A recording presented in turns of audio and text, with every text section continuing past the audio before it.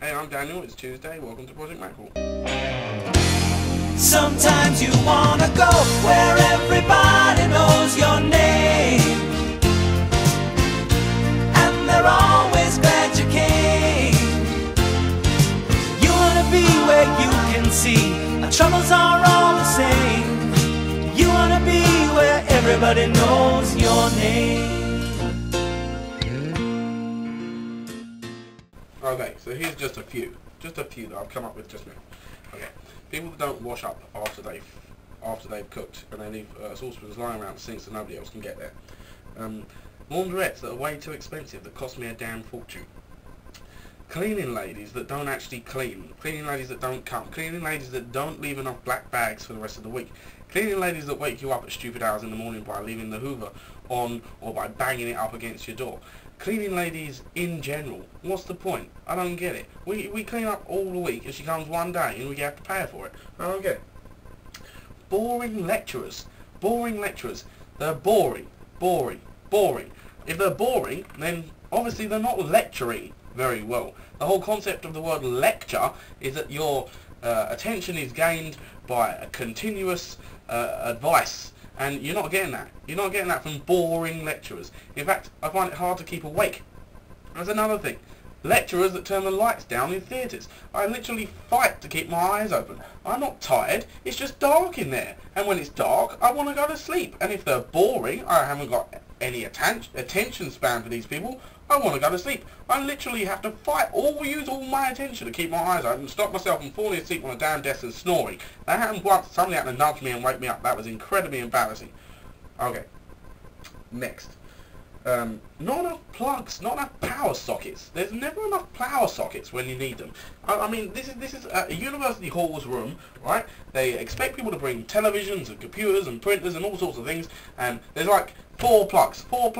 So I've got like wires everywhere and big box with loads of other plugs in, and it's ridiculous. There's never enough plugs when you want them. Grudges. Why do people hold grudges? Life is way too short. You just shouldn't hold them. There's no point in it. I mean, it just... not talking to people, it just gets me down. Why? Why would you do that? Seriously. And last one for now, supermarkets. Supermarkets. What's with supermarkets? They're too big. There's too many things to choose from. There's too many options. And they're designed to make you spend money. I go in there to get, like, shower gel, and I come out by spending the £35. £35 for shower gel is an incredibly expensive shop. So, supermarkets are obviously designed so that you buy things that you don't need, which I know anyway, but I come back with bags full of shopping when all I needed was shower gel. I hate supermarkets. They irritate me immensely. Carla. Another thing that annoys me, people who do strange things with their vlogs, like, experiment with transitions. I mean, what the hell? We're making vlogs for YouTube. We're not making a 1980s American cop show.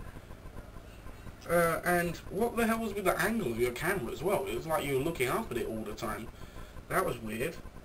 Yeah, the transitions and the pictures. What was with all the random pictures? Again, with the strange effects, wobbliness, and I mean, I don't know what's going on. Some sort of, I don't know if it's supposed to be some sort of message, or, you know, one of those things where they use flash images up to kind of influence you. I can't remember what it's called. But yeah, I mean, what was that all about? All I've got next to it, I've got pictures, WTF. I mean, seriously. What the hell? Oh, and Desperate Housewives. If you like it, you like it. Fine, be proud of it. Don't, like, be trying to hide it or saying, oh, I know what you're gonna say and all that. I don't care. If you like Desperate Housewives, then you like Desperate Housewives. Fine. Oh, and the song that I put in my titles today and that Owen put in his video last week, it's not from Joey. It's a famous theme tune from Cheers. Adam, so much for doing a video later, huh? Right, I expected it before my video today. It obviously isn't on Project Mackerel, so we're just going to have to go by a week with the filler video. I think I'm going to unnumber it because I don't think it should actually be considered a proper Project Mackerel edition. And your point of convo is a good one, but I'm not going to talk about it because you haven't made a video. On to Owen. Lovely video last week, Owen. Great idea. I like it. Like the way you did it. Bus drivers, I have learnt that lesson the hard way, I have to say. It's happened to me a few times, especially at night. It's always when it's dark. You've really got to get out there in the road and like wave them down. But yeah, it's a real pisser when it happens. I hate that. I love that you put vegetarians below bus drivers. That was great. That made me laugh a lot. RE. I mean, I didn't say that RE lessons were a waste of time. I said they are very, well, I may have used those words, but I said that they're a good concept and that they should be taken more seriously, and that they shouldn't be scrapped, or they shouldn't be renamed or recast or rewrote. They should stay as RE lessons. What I was trying to say though was that nobody has ever taken them serious, not even the teachers. They just don't seem to think it's worthwhile, and as such they are a waste of time. The concept is not a waste of time. I very much believe in RE lessons.